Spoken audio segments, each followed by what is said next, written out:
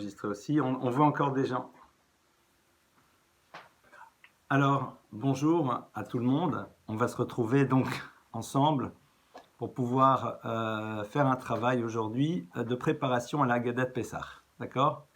Donc, on va essayer ensemble, si vous le voulez, de reprendre ce texte, de voir un petit peu quels sont les enseignements qu'il peut nous donner et surtout comment le gérer. Alors, tout d'abord, on sait que cette année, les choses seront légèrement différentes, puisque les réunions familiales ne sont pas sans doute les mêmes, que certains qui n'ont pas l'habitude de faire le seder le font par eux-mêmes. Et ici, je voudrais dire quelque chose qui est très très clair. C'est-à-dire que lorsque l'on fait la Haggadah de Pessah, lorsque l'on fait le seder, il faut se rappeler quelle est la chose qui est essentielle. La chose qui est essentielle, c'est quoi?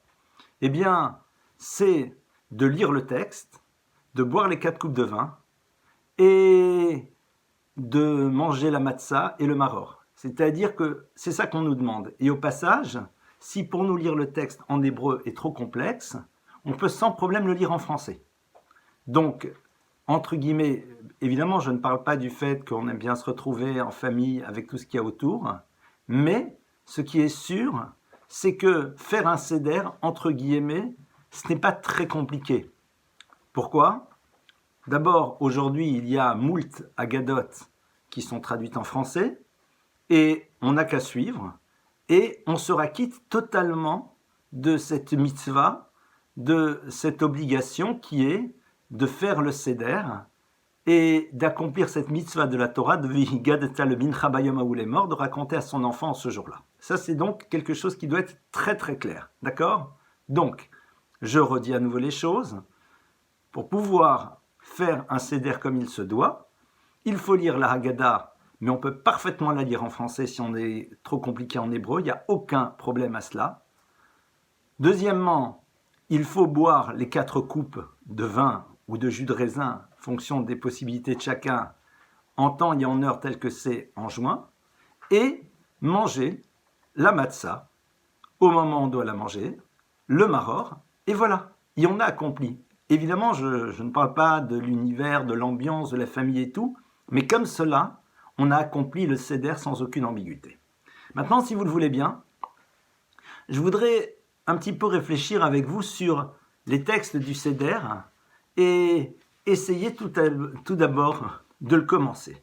Alors, on va s'arrêter d'abord sur le mot. Le mot seder. Le seder de Pessah. Pourquoi est-ce qu'on appelle ça le seder? Qu'est-ce que veut dire le terme seder? Nos maîtres nous disent que le mot seder veut dire ordre. Le seder, c'est ordre. C'est intéressant de voir que cette soirée pascale, eh bien, s'appelle ordre. Qu'est-ce qui se joue au fond dans l'univers de l'ordre? Qu'est-ce que ça représente véritablement le seder? Le seder, c'est quoi? C'est la capacité de savoir organiser les choses, c'est-à-dire de savoir donner à chaque chose sa place et son importance. Et lorsque l'on quitte l'Égypte, lorsque l'on va vers la liberté, eh bien, ce qui va être important, c'est d'avancer et que dans notre tête, nous soyons extrêmement clairs sur le seder, c'est-à-dire sur la manière dont on va organiser notre vie. Traduction, sur les choses qui vont être essentielles et sur les choses qui vont être accessoires, qui seront présentes, c'est sûr, mais qui, dans notre tête, auront la place qu'elles doivent avoir. Et au passage, ce n'est pas pour rien que, comme je l'ai dit en introduction, la chose importante le soir du seder, ce ne sont pas les recettes, évidemment c'est très sympathique, mais c'est raconter l'histoire, boire ces 4 coupes de vin sur lesquelles on va s'arrêter dans quelques instants, manger la matzah et le maror, c'est ça qu'on nous demande. Et au passage, c'est en faisant cela que l'on se connecte à notre tradition. Puisque c'est une vieille coutume que j'ai à la maison de dire aux enfants au moment où nous prenons ces fameuses matzot, vous savez, ces matzot faites à la main, de leur montrer, de leur dire, vous savez les enfants, ces matzot-là, ce sont les mêmes qu'ont mangé vos arrière-grands-parents. C'est-à-dire réaliser qu'au fond, cette soirée, ce n'est pas juste un souvenir, mais c'est l'expression du maillon que nous formons à l'intérieur de l'histoire du peuple juif. Et c'est vrai que si demain nos arrière-arrière-grands-parents, arrière-arrière-arrière-grands-parents même, venaient nous voir le soir du Seder, ils seraient peut-être surpris de voir un réfrigérateur, de voir la lumière électrique, ce genre de choses. Mais si vous les asseyez à la table, eh bien ils suivraient parfaitement bien les choses. Pour eux, le texte sera le même, le jus de raisin, le vin sera le même, la matzah sera la même. Quelque part, c'est extraordinaire. Donc la soirée commence avec cette conscience que être libre, c'est savoir organiser sa vie pour donner aux choses la valeur qu'elles doivent avoir. Vous n'êtes pas sans savoir que le texte de la Torah nous dit que seulement 4/5 du peuple d'Israël sont sortis d'Égypte, ce qui est quand même assez surprenant. Comment se fait-il? Nos maîtres disent parce que depuis le moment où on commençait tout l'univers de l'asservissement, eh bien, il n'y avait plus de souffrance. Depuis le moment où a commencé, pardonnez-moi, l'univers des diplés, je vous prie de m'excuser, j'ai mal dit les choses, quand les diplés ont commencé, ça y est, il n'y a plus d'asservissement, il n'y a plus rien. Et quelque part, une partie du peuple réalise qu'au fond, l'Égypte, c'est pas mal, et que quelque part, on peut y rester. Si le quotidien n'est pas trop lourd, n'est pas trop compliqué, or nous ne sommes plus asservis. Ça, c'est le problème du Seder. Qu'est-ce qui est le plus important? De rester dans une configuration confortable, ou alors de comprendre de l'histoire que nous avons vécue, que nous ne pouvons pas rester en Égypte, et que nous devons maintenant aller vers une autre histoire. Lorsque l'on commence le Seder, évidemment, il y a les traditions de Bibi Walou, de toutes ces choses-là, dans lesquelles on passe le plateau, et on est en train de dire que c'est Béhala en vérité, c'est-à-dire dans la précipitation que nous sommes sortis, c'est-à-dire dès le moment où Dieu a dit de sortir, nous sommes sortis.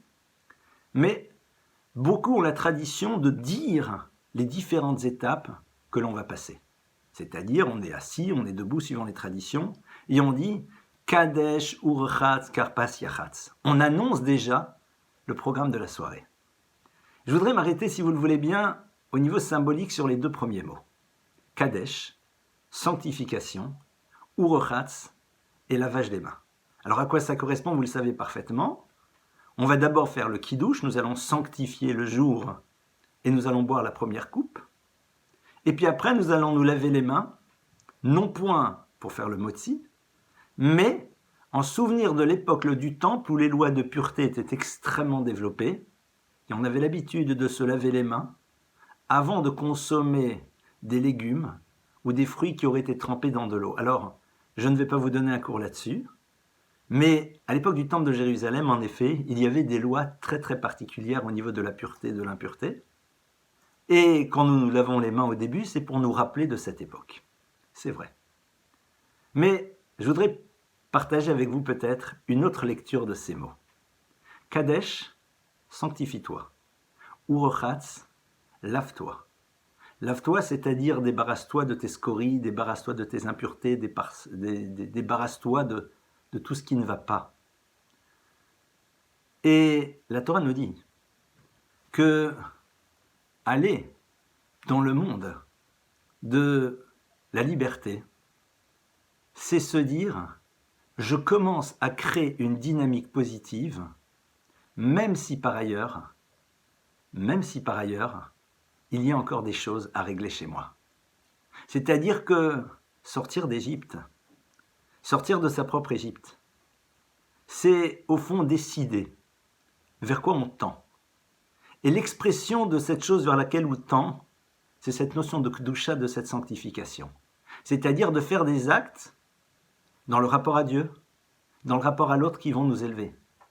Ah, la personne va dire, mais comment est-ce que je peux oser faire ces actes, mettre les téphilines, commencer à faire Shabbat, à manger kasher, alors que par ailleurs, j'ai tellement de choses qui ne vont pas. La personne pourrait dire, d'abord, je me débarrasse de ce qui ne va pas. Et après, je commence à faire des choses qui sont positives. C'est vrai que cette idée, on la retrouve dans un verset qui nous dit « Surmera va'asetov » écarte-toi du mal et fais le bien. Mais lorsque l'on doit sortir d'Égypte, c'est-à-dire lorsque On est dans un moment propice de l'histoire. On doit sortir de ce système et ne pas se dire j'attends d'être d'abord parfait en mettant de côté mes dysfonctionnements pour commencer à agir de manière positive. Combien de personnes disent non mais vous comprenez, je ne suis pas au niveau, mais ça ne se fait pas, par ailleurs ceci, cela. Je vais vous dire quelque chose qui pourra peut-être vous surprendre. J'espère qu'il vous ne choquera pas.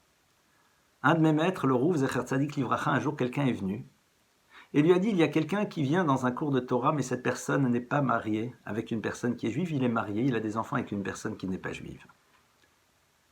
Est-ce que je peux l'accepter? Et ce maître, avec sa grande barbe, lui a dit, non, tu ne peux pas l'accepter. Tu dois l'accepter. C'est-à-dire que l'un n'a pas de rapport avec l'autre.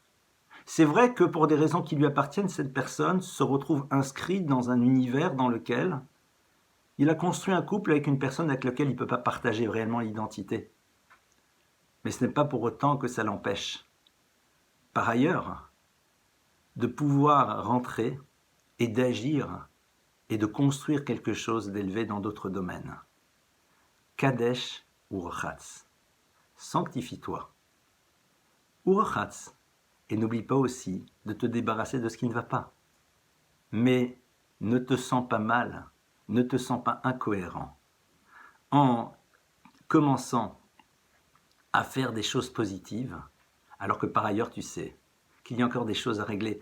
Et regardez, je vais prendre un exemple très simple. Dans la relation qu'on a à notre couple, on n'est jamais parfait, on peut toujours faire mieux. La personne va dire, je vais faire une super surprise pour mon conjoint. Mais d'un côté, elle va dire, mais comment puis-je faire une chose pareille alors que par ailleurs, je sais très bien que parfois je ne le calcule pas ou... Ok, Kadesh, ou Khatz, tu as envie de grandir, agis. Fais des actes qui vont te transformer, comme disent nos maîtres, Achare hapeulot nimshachim alvavot. Ce qui veut dire, ce sont les actions qui vont transformer l'être, à partir du moment évidemment où il est prêt à se laisser bouleverser. C'est comme l'étude, comme le disait un de mes maîtres, quand tu ouvres un livre de Torah, tu dois être prêt à te laisser bouleverser. De la même manière, au moment où nous allons agir, au moment où nous allons entrer dans une dynamique nouvelle et positive, eh bien celle-ci va créer quelque chose à l'intérieur de nous. Eh bien c'est très bien. N'ayons pas peur de nous confronter à quelque chose qui peut nous transformer et nous faire accéder à une dimension qui est au-dessus de ce que l'on pense pouvoir être et découvrir qu'en vérité cette dimension, elle fait partie de nous. Voilà déjà quelques réflexions sur ces premiers mots Kadesh Urchatz. Et puis, après, on va faire le Kiddush et on commence par ce fameux texte Halachma Aniyad Yachalu Avatana Bara de Mitzraïm. Voici ce pain de misère qu'ont mangé nos ancêtres en terre d'Égypte. Tout celui qui a faim vienne et mange. Tout celui qui est dans le besoin vienne et fasse Pessah. Cette année nous sommes là, l'année prochaine en terre d'Israël. En excellente santé, on espère pour tout le monde, Bezrat Hashem. Ashat Avde le Shana Babnecharim. Cette année nous sommes encore esclaves, l'année prochaine libres. C'est très intéressant parce que il faut comprendre un petit peu pourquoi on le dit. Alors tout d'abord, il y a dans ce texte plusieurs choses qui sont surprenantes. Il semblerait, quand on l'analyse, que nous sommes en train d'inviter des personnes à notre table. Or, nous sommes déjà à la maison. Nous sommes déjà assis. Ça veut dire que, quand on récite ce texte, il faut s'interroger si en effet nous avons fait ce qu'il faut pour pouvoir inviter celui qui est dans le besoin, celui qui n'a pas ou passé Pessah. Pourquoi? Il y a un verset qui nous dit la chose suivante. Tzion b'mishpat tipade v'shaveh habitzdaka. Tzion, Sion, b'mishpat tipade. Par la justice sera racheté. V'shaveh et ceux qui reviendront bitzdaka, avec le mérite de la charité, avec le fait que l'on s'intéresse alors à l'autre, et que l'on fait en telle sorte que l'autre ait ce qu'il faut pour lui aussi passer la fête. D'ailleurs, il y a une halakha, il y a une loi très claire que le Shulchan Aruch, le code de loi juif, nous donne, qui s'appelle Kimcha de Pisra. Ce qui veut dire Kimcha, la farine, de Pisra pour Pessah. En effet, au-delà de la nécessité de s'occuper des pauvres, la halakha nous dit que plus particulièrement Pessah, nous devons nous préoccuper que toutes les personnes puissent avoir de quoi célébrer un seder. D'ailleurs, vous l'avez déjà sûrement vu maintenant, il y a des appels un petit peu partout. Nous-mêmes, on essaye de développer un maximum cela, surtout en Israël, actuellement, mais aussi en France. Kimcha de Pisra. Pourquoi ? Parce qu'on ne peut pas imaginer pouvoir vivre un moment de liberté. On ne peut pas imaginer vivre un moment de bien-être en sachant que l'autre n'a pas ce dont il a besoin. Mais il y a ici aussi deux choses. On va dire Kol dirfin yeteveyachol, tout celui qui a faim, vienne et mange. Kol ditzrir, tout celui qui est dans le besoin, fasse Pessah avec nous. On parle donc de deux choses ici. Celui qui a faim, celui qui est dans le besoin. Et nos maîtres de dire qu'en effet, nous parlons ici de deux notions différentes. La première, de manière ultra concrète, celui qui a faim. Se préoccuper que tout le monde ait de quoi manger. Se préoccuper en effet que tout le monde ait de la viande et du vin et des matzot et ce qu'il faut. Parce que le terme kimcha de pisra, qui est farine pour Pessah, est un terme générique, mais nous renvoie à tous les besoins que les personnes ont. Mais kol ditzrir, celui qui est dans le besoin, qui vienne passer Pessah avec nous, disent nos maîtres, nous renvoie à celui ou à celle qui est dans ce que j'appellerais un besoin spirituel. Et en effet, nous sommes dans un monde dans lequel nous sommes très sensibles, et c'est très bien, et c'est extraordinaire, et c'est génial, à toutes celles et à tous ceux qui sont dans le besoin, à toutes celles et à tous ceux qui, en effet, ont besoin de manger. Et nous essayons de répondre le mieux possible, et c'est extraordinaire. C'est extraordinaire. Mais la Torah ici nous met au même niveau le besoin spirituel de l'autre. La différence qu'il y a, c'est que le besoin spirituel de l'autre, nous ne le percevons pas de manière générale, surtout dans un monde dans lequel nous sommes dans la série « Chacun sa vie, chacun son chemin », dans un monde dans lequel nous ne percevons pas ô combien le vide spirituel est un vrai manque, mais que la difficulté, c'est que les personnes ont difficile à le percevoir et à le réaliser. On est dans un monde dans lequel, eh bien, on est sans arrêt en train de bouger dans tous les sens, et ces mouvements perpétuels font que on n'est pas nécessairement sensible au fait qu'il y a des besoins spirituels chez nous et aussi chez les autres. La Torah nous demande d'être proactif aussi dans ce domaine. C'est quelque chose de beaucoup plus subtil, parce que tout simplement, il faut identifier, et il faut aussi, en effet, savoir comment répondre à ce besoin spirituel. Comment amener l'individu à réaliser qu'il a besoin d'être nourri d'autre chose que de matérialité, qu'il a besoin d'être nourri de choses qui vont donner du sens à son existence, qu'il a besoin d'être nourri de Torah, qui est l'élixir de vie, et qui est là pour lui permettre de voir la vie et de vivre sa vie dans une connexion avec l'infini, et non pas juste une succession d'actes religieux. Ça, c'est en effet ce que l'on est en train de dire au début. Voici le pain de misère qu'ont mangé nos pères en Égypte. Tout celui qui a faim vienne et mange, tout celui qui est dans le besoin vienne fêter Pessah. Comme on l'a vu si on le dit, c'est qu'on a sans doute tout fait pour que ça se passe. Et là, on va s'arrêter sur ce terme, halachma ania. Voici le pain de misère. C'est curieux parce que si on réfléchit, si on regarde le texte, eh bien, ces matzot-là, on les a mangés à la sortie d'Égypte. C'est le pain de liberté. Rappelons-nous du verset. Le verset nous dit qu'en effet, le peuple d'Israël est parti et n'ont pas eu le temps de laisser monter la pâte, ils ont dû la cuire immédiatement. Et donc, ces matzot sont a priori, si on regarde le texte de la Torah tel qu'il nous le dit, ce que l'on a mangé au moment où nous sortions d'Égypte. Alors comment se fait-il que le texte nous dise « Halachma ania » voici le pain de misère.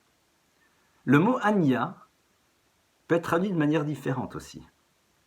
Et nos maîtres disent « Lechem she'onim alav dvarim arbe » voici le pain à propos duquel onim alav, on va exprimer beaucoup de choses. Et donc le mot ici « ania » ne voudrait pas nécessairement dire que le pain de misère, mais le pain sur lequel nous allons dire beaucoup de choses, puisque dans la soirée du Seder, nous allons en effet parler beaucoup autour de cette matzah. Mais il y a quand même la première lecture, Ania, le pain de misère. En effet, le Midrash, les maîtres de la tradition juive, nous disent que le peuple d'Israël a mangé ce pain en Égypte. Qu'en Égypte, en effet, on mangeait des matzot parce que les Égyptiens n'en avaient que faire de laisser la pâte gonfler pour nous donner du pain chaud et croustillant. On faisait une pâte, on la cuisait, et puis allez-y, mangez. C'est à la fois le pain de misère et en même temps le pain de la liberté. Comment cela? Eh bien, le pain de misère, c'est le pain que l'on a consommé parce que tout simplement nous étions soumis à la volonté des Égyptiens, qui étaient là en train de nous obliger à consommer cela. Mais ce pain de misère, il devient pain de liberté lorsque nous réalisons que nous avons eu la capacité de nous arracher à la soumission que nous avions vis-à-vis des Égyptiens et d'aller vers un univers dans lequel nous allons maintenant nous soumettre au Créateur du monde. Et nos maîtres de dire que le passage du pain de la liberté, du pain de la servitude au pain de liberté, c'est le choix que tu as de savoir à quel système tu vas décider de te soumettre. Sortir d'Égypte, devenir libre, c'est manger le même pain, c'est vrai. Mais dans un cas, c'est Dieu qui nous le propose. Dans l'autre cas, ce sont les Égyptiens qui nous l'imposent. Cette matzah que l'on va consommer et dont on parle au début, arrêtons-nous un petit peu sur elle. Cette matzah, ce pain de misère, ce pain de liberté, est constitué donc d'une recette qui est d'une facilité déconcertante. La mise en application demande une vigilance. Mais la matzah, c'est quoi? C'est de l'eau et de la farine. Et nos maîtres de nous dire que la farine symbolise le monde de la matérialité. En effet, le verset nous dit « Imen kemach en Torah ».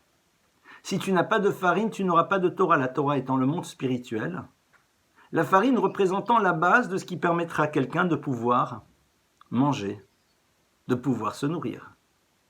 L'eau, pour de multiples raisons, nous renvoie au concept de la Torah. Une des raisons pour laquelle l'eau renvoie à la Torah, dit le Midrash dans Shir HaShirim, c'est que l'eau, à l'instar des autres boissons, ne se boit que si on a soif. Traduit de manière différente. Si demain vous n'avez pas soif, mais qu'on vous propose un verre de jus d'orange, que sais-je, un cocktail, on va boire. Pourquoi? Parce que c'est un bon goût. Par contre, si nous n'avons pas soif, nous ne boirons pas un verre d'eau. Disent nos maîtres, la Torah est symbolisée par l'eau, parce qu'elle ne peut nourrir que celui qui en a le désir. Si en effet je ressens un désir, que cette Torah m'apporte quelque chose, c'est-à-dire si au moment où je vais vers cette étude, vers cette découverte, je suis ouvert et j'ai soif, je suis dans une attente, j'ai envie de découvrir, alors en effet, cette Torah nous nourrit, cette Torah nous apporte. C'est une des 13 raisons pour laquelle la Torah est comparée à l'eau. Je ne vais pas développer les autres. Il y a un texte dans le Midrash de Shir HaShirim qui les développe longuement. Farine, eau. Si vous mangez que de la farine, vous êtes mal. Si on boit que de l'eau, on arrive à survivre. Qu'est-ce qu'on va faire pour se nourrir? On va mélanger les deux. On va mélanger les deux et on va faire en telle sorte que le monde de la matérialité, le monde de la spiritualité se rencontrent de manière constante, qu'ils s'interpénètrent. Il n'y a pas d'un côté le monde du spirituel et de l'autre côté le monde du matériel. Pour la Torah, ta réalité quotidienne est une réalité spirituelle, même si elle s'exprime dans le monde de la matérialité, parce que rappelez-vous, donner une dimension spirituelle à nos actes du quotidien, c'est de faire en telle sorte qu'ils soient porteurs de sens et qu'ils s'inscrivent dans un objectif qui va au-delà de la propre réalisation de la chose, mais pour pouvoir accéder à quelque chose d'autre. La Torah te dit, si tu veux te nourrir, il va falloir que tu mélanges les deux. Mais, vous allez me dire, mais je ne comprends pas, le pain, le chametz, est aussi fait d'eau et de farine. Alors, pourquoi la matzah, qu'a-t-elle de particulier? Je ne sais pas si un jour vous êtes posé la question, il est possible qu'un jour un de vos enfants vous pose la question et vous dise « Je ne comprends pas.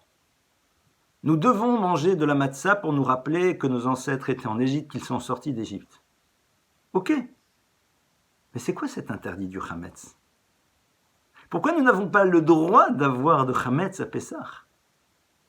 Moi j'aurais dit, écoutez voilà, nous sommes dans une fête dans laquelle nous devons nous souvenir des événements qui ont eu lieu, et donc nous avons l'obligation lors de cette fête de consommer le premier soir et le deuxième soir quand on est à l'extérieur d'Israël, de la matzah dans une certaine quantité, pour nous rappeler de cela. Et on l'aurait tous fait. Et puis après, pourquoi pas un bon plat de pâtes? Pourquoi est-ce que le chametz est totalement interdit? Pourquoi il n'a pas sa place? Il y a évidemment plusieurs réponses. La première, c'est parce que Dieu l'a dit, clairement. Mais il y a ici un certain nombre de symboliques sur lesquelles il y a lieu de réfléchir. Tout d'abord, la différence qu'il existe entre une matzah et un chametz. C'est que la matzah, dès le moment où vous avez fait la pâte, vous la cuisez immédiatement. Vous ne laissez pas le temps s'écouler. Lorsque l'on a fini de pétrir, on ne laisse pas cette pâte subir le temps. Le temps ne doit pas s'écouler sur cette pâte, nous la cuisons immédiatement. Et nos maîtres de dire que tu apprends d'ici quelque chose de fondamental, c'est qu'être libre, c'est apprendre à avoir la maîtrise du temps. Être libre, c'est avoir la maîtrise du temps. Ne pas être soumis au temps, mais savoir faire quelque chose du temps dans lequel nous nous trouvons. Lorsqu'on laisse le temps s'écouler, eh bien ce temps agit et transforme. Et je vais vous donner un exemple très simple. Il y a marqué dans le texte de la Torah « Ushmartem et hamatzot » et vous garderez les matzot. De là, nous apprenons qu'en effet, nous devons faire très attention à faire en telle sorte que les matzot soient bien matzot. Mais le mot matzot, quand vous l'écrivez, s'écrit Mem Tzadeh Vav Tav. Prenez ces 4 lettres, dans cet ordre, et posez-les devant quelqu'un et demandez-lui quel est le mot que tu lis. Cette personne aura 2 possibilités, soit matzot, soit mitzvot, les commandements. Et nos maîtres de dire de la même manière que nous ne devons pas laisser le temps agir. Sur la matzah, parce qu'être libre, c'est justement être dans la maîtrise du temps, sinon le temps transforme. Et le temps ne fait pas aboutir les choses nécessairement. Je ne parle pas du temps que l'on doit prendre parfois dans une relation pour que les choses se construisent. Évidemment, c'est autre chose. Mais je parle dans le monde de la mitzvah, dans le monde de l'acte positif. Tu as décidé d'aider quelqu'un. Tu as décidé d'agir de manière positive. Tu as décidé de faire un acte. Ton pire ennemi, c'est quoi? C'est le temps. C'est lorsque tu dis, d'accord, je vais le faire, mais demain, tout à l'heure. Et le temps vient et perturbe ta décision. Disent nos maîtres, mitzvah haba'a aliatra, al tachmitzena. Quand une mitzvah, pardonnez-moi, arrive devant toi, al tachmitzena, ne la rends pas chametz. C'est-à-dire, fais en telle sorte que cette mitzvah puisse fonctionner. Ne laisse pas le temps s'écouler sur tes bonnes décisions et sur tes choix, parce que souvent, lorsque le temps va s'écouler sur nos bonnes décisions et sur nos choix, eh bien, ceux-ci ne seront pas mis en œuvre, ou parfois, ils le seront, mais mal. Ça, c'est donc cette idée. Et puis, il y a aussi autre chose. La matzah, c'est quoi? C'est une idée que vous avez sûrement déjà entendue toutes et tous, mais on va y revenir quand même. La matzah, c'est ce pain qui est tout plat. Le chametz, c'est cette pâte qui gonfle. C'est l'univers du paraître. Lorsqu'une pâte a gonflé, il y a toujours la même quantité d'eau et de farine. Mais il y a beaucoup d'air à l'intérieur. Et nos maîtres de nous dire, nous ouvrir au monde de la liberté, c'est nous ouvrir à un monde dans lequel nous ne voulons pas tomber dans le piège de notre paraître. Nous ne voulons pas tomber dans le piège des représentations de nous-mêmes. Nous ne voulons pas développer une quelconque forme d'orgueil.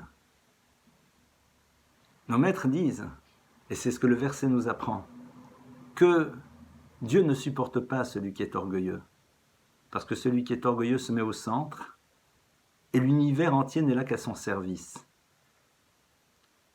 La matzah que l'on va manger le soir du Pessah, du Seder, nous renvoie donc à cette nécessité pour construire notre vie de savoir allier le monde de la matérialité et de la spiritualité ensemble. Savoir que l'un et l'autre sont pleinement, non pas juste côte à côte, mais l'un avec l'autre. La matzah nous renvoie l'idée qu'être libre, c'est décider d'avoir la maîtrise du temps et de savoir ce que l'on va faire de celui-ci. La matzah nous renvoie l'idée que la liberté, c'est devenir et être capable de ne pas tomber dans le piège du paraître, de ne pas tomber dans le piège d'une représentation de nous-mêmes qui nous donnerait l'illusion d'une construction qui en vérité n'existe pas réellement. Voici donc ce que l'on est en train de dire. Et on dit à Shata'acha cette année-ci, l'année prochaine en terre d'Israël, cette année nous sommes serviteurs, l'année prochaine les gens libres. Vous allez dire, mais beaucoup sont en Israël, c'est vrai. Le temple n'est toujours pas construit. Et surtout, nous sommes avdés, nous sommes serviteurs, esclaves de qui? Eh bien, encore esclaves de nos passions, esclaves de nos désirs, esclaves de la société, soumis à la pression sociale. Malheureusement, combien de personnes sacrifient leur identité sur l'autel de la pression sociale? Dire nous sommes encore serviteurs, c'est réaliser que nous sommes encore un petit peu soumis à des choses et que notre travail à nous, c'est d'année en année réussir à nous arracher de celles-ci et devenir véritablement libre, libre de ses passions, libre de ses pulsions, libre du regard des autres. Que ce que nous allons faire soit l'expression de notre volonté à nous et de choix que nous allons faire réellement et qui soit sous-tendu par cette recherche de vérité. Vérité que le peuple d'Israël poursuit au moment où il sort d'Égypte en se connectant au Créateur de l'univers. Et on attaque après avec ce fameux texte du Manishtana. Manishtana. Alors, tout le monde le connaît. J'ose espérer que cette année, tout peut arriver dans le bon sens. Eh bien, beaucoup d'enfants seront assis pour chanter Manishtana, mais ce Manishtana, eh bien, chacun d'entre nous doit le dire. La tradition veut que ce soit nos enfants, mais je vais me permettre quand même de poser une question. Quand vous regardez ce que le texte de la Torah nous dit par rapport à la soirée du Seder, eh bien on retrouve de manière récurrente la terminologie suivante, Ki shalcha bincha machar lemor. Quand ton enfant te posera la question demain. Et nos maîtres de dire qu'en effet, l'obligation du soir de Pessah, c'est de créer un questionnement et un échange entre l'enfant et le parent. Extraordinaire. Mais alors, c'est curieux. Parce que quand on commence à nous parler de ce questionnement, eh bien la Haggadah, le texte, est en train de dire voilà les questions que l'enfant doit poser. Manishtana, quelle différence entre cette nuit et les autres nuits? Cette nuit, toutes les nuits, Chametz et Matzah cette nuit, que de la Matzah, etc. C'est quoi ces questions à poser? Moi j'aurais imaginé que la Haggadah nous dise, voilà, le soir du Seder, tu dois construire un système dans lequel l'enfant vient et va te poser un certain nombre de questions et ouvre le dialogue. Or là, au début du Seder, on lui propose de poser un certain nombre de questions particulières. Pourquoi? Qu'est-ce qui se joue ici? Eh bien, il y a ici, je crois, un enseignement fondamental. Regardez. On va essayer de s'imaginer, et c'est sûrement valable pour beaucoup d'entre vous, qu'un enfant a grandi dans ce que l'on appellerait aujourd'hui une famille juive traditionnaliste, voire pratiquante. Cet enfant, depuis son plus jeune âge, a été habitué à un certain nombre de choses. Il a été habitué à quoi? Tous les vendredis soirs, c'est Shabbat, maman allume les bougies, papa fait le kiddush, Rosh Hashanah, on sonne du shofar, Hanouka, on allume les bougies, Pessah, on fait le seder, on mange de la matzah, on s'accoude. Et pour l'enfant, ça fait partie de son way of life. Car pour lui, c'est normal, c'est comme ça que ça se passe. À la limite, il a été, allez, on va utiliser le terme, conditionné à cela. Il ne se pose même pas la question. Pourquoi on allume des bougies? Parce que c'est Shabbat. Pourquoi on fait kiddush? Parce que c'est Shabbat. Le soir du Seder, on est en train de nous donner une leçon fondamentale dans la transmission. On est en train de nous dire, tu dois proposer à l'enfant de poser des questions sur les évidences. C'est-à-dire que, derrière ces mots, pourquoi cette nuit, juste de la matzah, pourquoi cette nuit accoudée, pourquoi cette nuit du maror, l'enfant de lui-même n'aurait peut-être pas posé cette question. Pourquoi? Parce qu'il est habitué. Transmettre, c'est ouvrir l'enfant à poser des questions et à lui montrer qu'il n'y a aucune question taboue. Et malheureusement, bon nombre d'enfants, lorsqu'ils étaient jeunes et qu'ils ont voulu poser des questions, ont entendu cette réponse, c'est comme ça, c'est la religion, c'est la tradition. Alors, beaucoup l'ont fait, et ont continué à le faire par fidélité, et c'est extraordinaire. Mais c'est tellement dommage. C'est tellement dommage de ne pas comprendre ce qui se joue derrière. Le soir du Seder, lorsque le dialogue entre le parent et l'enfant commence, eh bien, le parent doit comprendre derrière les mots que l'enfant va lui poser. Que l'enfant doit se sentir libre de poser les questions sur ces évidences auxquelles il a été habitué. Et nous, parents, évidemment, nous devons faire le travail pour lui proposer les réponses. Mais c'est ça, au fond, transmettre. Transmettre, c'est faire en telle sorte que l'enfant ne se sente pas mal de poser des questions, qu'il n'y ait pas de questions taboues, qu'il n'y ait pas de questions interdites, qu'il n'y ait pas de questions dont la réponse serait « c'est comme ça, c'est la tradition ». Alors malheureusement, parfois, ce sont les réponses qu'on a données parce qu'on n'en connaissait pas d'autres. Mais pourquoi ne pas explorer le sens? Pourquoi ne pas aller plus loin à l'intérieur de cela? Voilà une réflexion à avoir, et qui est une réflexion qui va dépasser la soirée du Seder, puisque il est important de se dire quel est le type de relation que l'on a construit à l'enfant, et est-ce que l'enfant se sent libre d'être dans le questionnement? Est-ce que l'enfant se sent capable de venir et de dire « mais je ne comprends pas au fond, pourquoi il faudrait faire ça? Est-ce que tu peux m'expliquer ?» Et nous, être capable parfois de lui dire Très sincèrement, je ne pourrais pas te donner l'intégralité de la réponse. Mais c'est comme cela qu'en tant que juifs, nous nous devons d'agir, mais allons, étudions ensemble. Le soir du Seder, nous commençons l'univers de la transmission à travers la liberté du questionnement, à travers la réflexion. Si dans la posture que nous avons, nous, en tant que parents, et ceux qui sont enseignants, nous laissons libres ceux et celles qui sont autour de nous, d'être dans une question, qui n'est pas l'expression d'une remise en cause, mais le désir de savoir, le désir de comprendre, le désir, à travers cette compréhension, de vivre les choses encore plus profondément, de manière plus authentique et plus intense. Et puis on attaque le texte d'après. On va le développer un petit peu et puis on arrêtera avec l'analyse de ce texte. Le texte nous dit que on commence à ce moment-là à parler à l'enfant. On commence à parler pas juste à l'enfant, à nous-mêmes, à tout le monde, et on dit « Avadi maïnou le pharaon b'Mitzraïm ». Nous étions esclaves au pharaon en Égypte.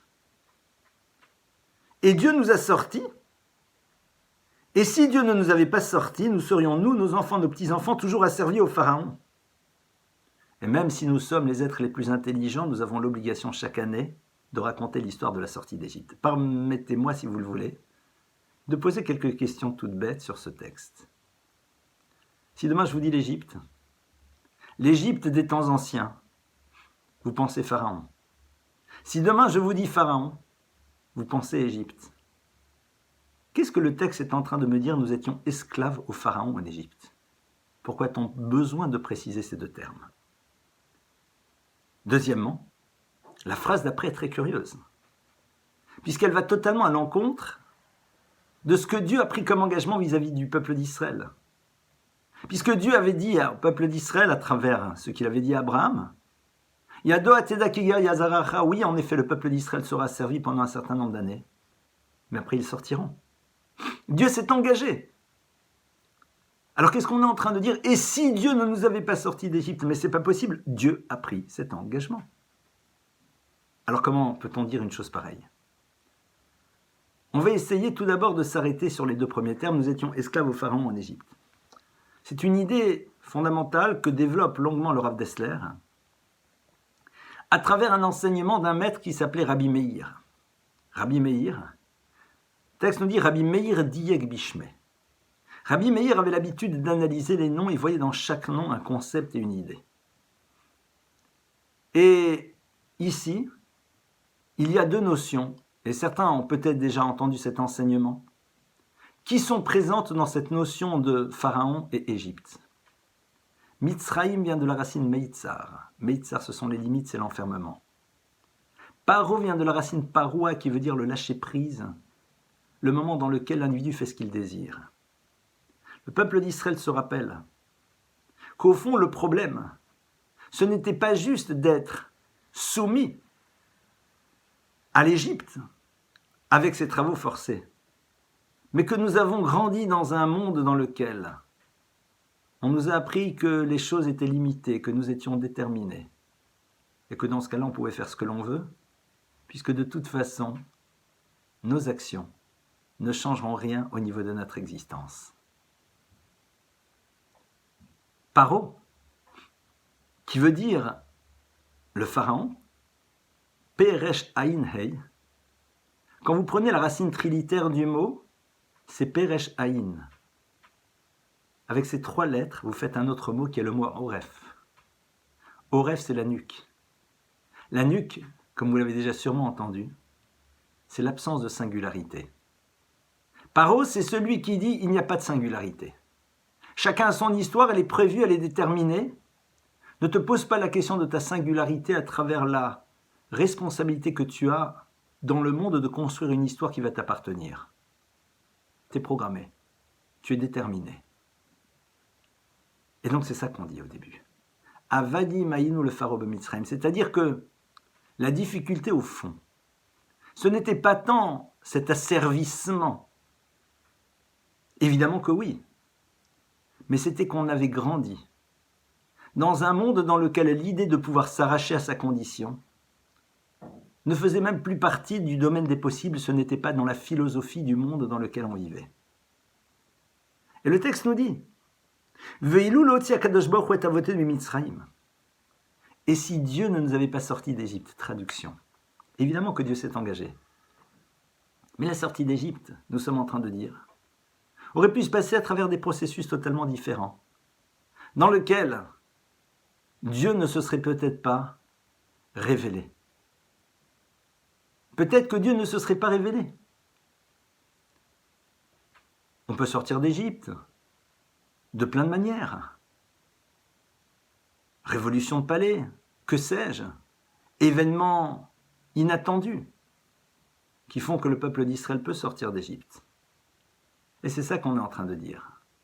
Si ce n'était qu'à travers la sortie d'Égypte, Dieu ne se serait pas révélé à nous, nous serions toujours asservis au Pharaon en Égypte.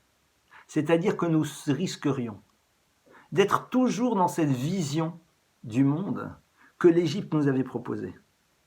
Et donc au tout début du texte dans lequel on va nous parler de la sortie d'Égypte, on est en train de nous dire que l'enjeu de la sortie d'Égypte, c'est de s'arracher à la vision qu'avait l'Égypte de l'univers, de ne plus être dans le modèle que l'Égypte propose. Pourquoi ?